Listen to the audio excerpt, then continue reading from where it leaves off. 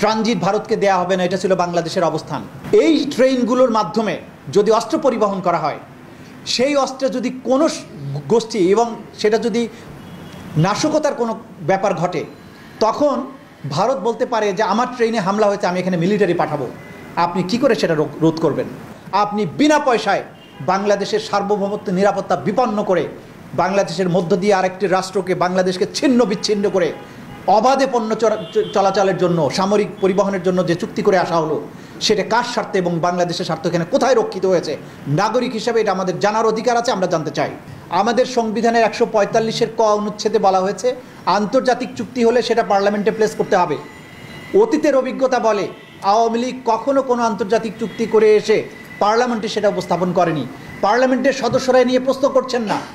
যাদেরকে এমপি নামক যে পুতুলগুলো পার্লামেন্টে গিয়ে বসে আছে, তারা একটি প্রশ্ন উত্থাপন করেনি যে কী চুক্তি করা হলো। যে জনগণের পক্ষে সার্বভৌমত্ব রক্ষার জন্য পার্লামেন্টে আইন প্রণয়ন এবং এই সমস্ত স্বার্থ দেখার দায়িত্ব যে পার্লামেন্টের সদস্যদের, প্রত্যেকটা আওয়ামী লীগ সরকারের মুখের দিকে তাকিয়ে আছে, একটা প্রশ্ন তারা উত্থাপন করতে পারেনি। এবং রাজনৈতিক দলগুলো, বৃহত্তর পরিসরে যে সমস্ত রাজনৈতিক দল আছে, আমরা অবাক হয়েছি এই রাজনৈতিক দলগুলো এই বিষয়গুলো নিয়ে প্রশ্ন তুলছেন না। রেল কানেকশনের কথা বলা হয়েছে। বাংলাদেশের 1800 কিলোমিটারের মতো রেল লাইন তারা স্থাপন করবেন। ট্রান্সশিপমেন্ট নিয়ে অনেক আগের থেকে, বিএনপি সরকারের আমলে, আগের আমলে 90-এর দশক থেকে এটা নিয়ে অনেক কথা হয়েছে। ট্রানজিট ভারতকে দেয়া হবে না, এটা ছিল বাংলাদেশের অবস্থান। আজকে ট্রানজিট মানে হচ্ছে আপনার মধ্য দিয়ে এক রাষ্ট্র থেকে আরেক রাষ্ট্রে যাওয়া। কিন্তু দেখেন, ভারতের এক প্রান্ত থেকে আরেক প্রান্তে, একটা রাষ্ট্রের দুই প্রান্তের মধ্যে সংযোগ স্থাপনের জন্য আপনি ট্রানজিট, এটা হয় না। আপনি যেটা দিয়েছেন সেটার নাম হচ্ছে করিডোর। করিডোর মানে এইখান দিয়ে আপনি অবাধে চলাচল করবেন, কোনো ট্যাক্স, কোনো কিছু বাংলাদেশ পাবে না। এখানে একটা স্বাধীন সার্বভৌম রাষ্ট্র প্রতিবেশী একটা প্রবল পরাক্রান্ত রাষ্ট্রকে অবাধে পণ্য এবং সামরিক বিষয় পরিবহনের জন্য রাষ্ট্রের মধ্য দিয়ে করিডোর দেয়া পৃথিবীর ইতিহাসে দ্বিতীয় কোনো দৃষ্টান্ত নাই। এবং বিনা পয়সায়, কোন স্বার্থের বিনিময়ে আপনি যে গর্ব করে বলেন ভারতকে দিয়েছি?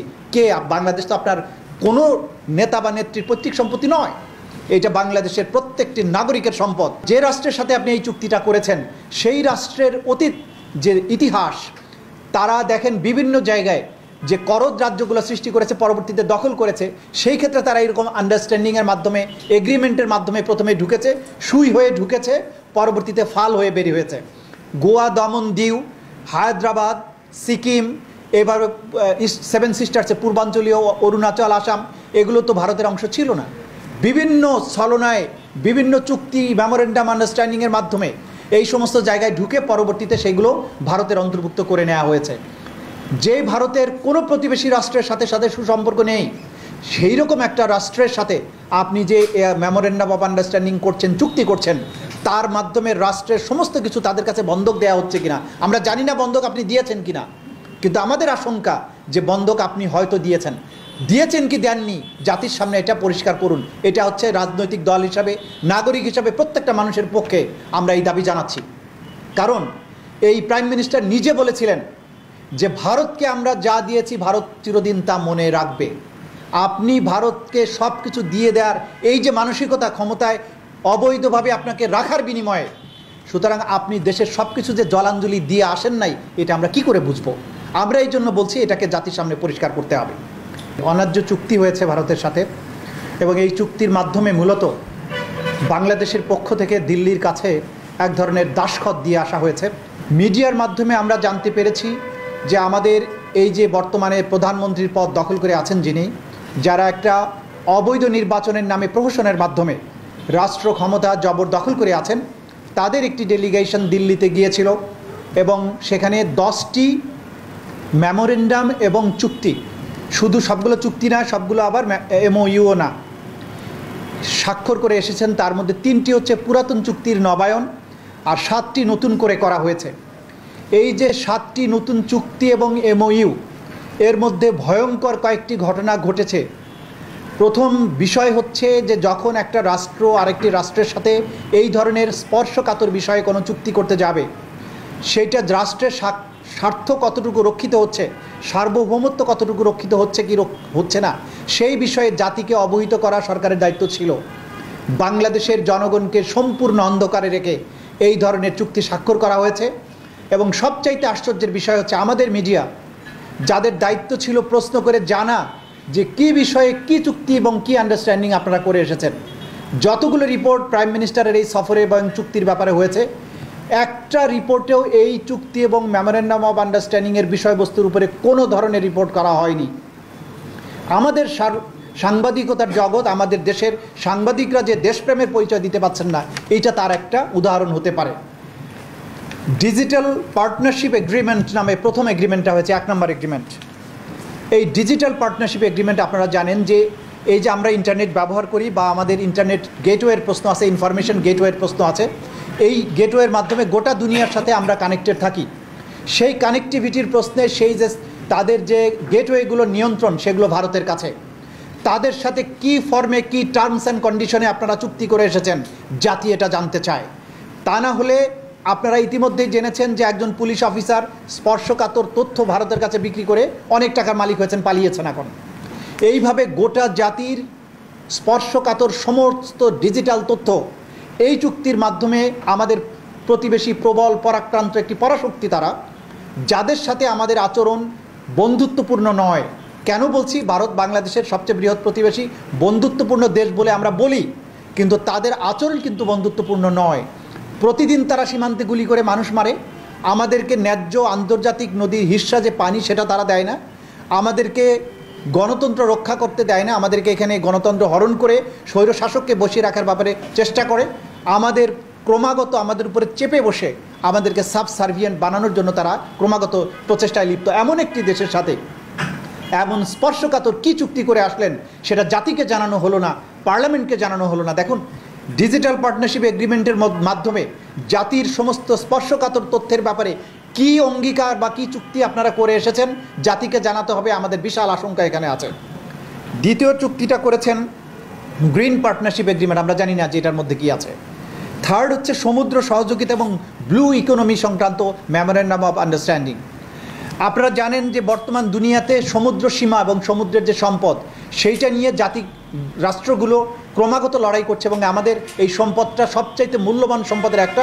সমুদ্রে আমাদের অ্যাক্সেস এবং সমুদ্রের নিচের যে সম্পদ আছে সেটা, এইটা নিয়ে আন্তর্জাতিক আদালতে বাংলাদেশকে মামলা করতে হয়েছে। ব্লু ইকোনমির নামে আপনি এইখানে ভারতকে অবাধ অ্যাক্সেস দিচ্ছেন কিনা, যেটা আমাদের সার্বভৌমত্বের বিরুদ্ধে যাবে, সেই বিষয়টি জাতির সাথে সামনে আপনাদেরকে স্পষ্ট করতে হবে। আরেকটা সাংঘাতিক রকমের স্পর্শকাতর জিনিস নিয়ে তারা হাত দিয়েছেন, সেটা হচ্ছে ইন্ডিয়ান স্পেস এবং বাংলাদেশের ডাক এবং টেলিযোগাযোগ মন্ত্রণালয়ের সাথে চুক্তি হয়েছে। স্যাটেলাইটের মাধ্যমে আমাদের এই ভূখণ্ডের প্রত্যেকটা ইঞ্চিকে মনিটর করা এবং সেই বিষয়ে তারা চুক্তি করেছেন। এই চুক্তি করার মাধ্যমে আমাদের নিজস্ব স্যাটেলাইট ব্যবস্থা নাই, আমাদের বঙ্গবন্ধু স্যাটেলাইট নামে যে জিনিসটা আছে সেটা বাংলাদেশে চাইতে পূরণ করতে পারেন, এটা খুবই কম কাজে লাগে, আপনারা সবাই জানেন। এখন ইন্ডিয়ান স্যাটেলাইটের সাথে আপনি যে ইনস্পেসের সাথে চুক্তিটা করলেন, সেই চুক্তির মাধ্যমে আমাদের যতটুকু নিরাপত্তা ছিল তাও যদি তাদের হাতে তুলে দিয়ে আসেন, তাহলে আমরা এখানে কোথায় রাস্তায় চলবো সেই সব কিছু ইন্ডিয়া বসে বসে যদি মনিটর করে, তাহলে বাংলাদেশের আর্মি বাংলাদেশের যে নিরাপত্তার প্রশ্নে যে ভূমিকা নেবে, সেই ভূমিকা নেওয়ার তো কোনো সুযোগ থাকছে না। এরপরে আরেকটা চুক্তি করেছে defence service command and staff কলেজের সাথে, ভারতীয় সংস্থার সাথে যে চুক্তি করা হয়েছে। আপনি আর্মির মতো একটা স্পর্শকাতর বিষয় নিয়ে চুক্তি করলেন। কি চুক্তি করলেন? বাংলাদেশের সেনাবাহিনীর যে নিরাপত্তা পলিসি, আমাদের মাঝে একজন সামরিক বিশেষজ্ঞ আছেন, সেনাবাহিনীর সাবেক অফিসার আছেন, তিনি জানেন এই বিষয়ে, হয়তো তিনি কথা বলবেন, যে বাংলাদেশের নিরাপত্তা পলিসি সবচাইতে যে রাষ্ট্রকে সামনে রেখে প্রণয়ন করা হয় সেটা হচ্ছে ভারত, তারপরে মায়ানমার।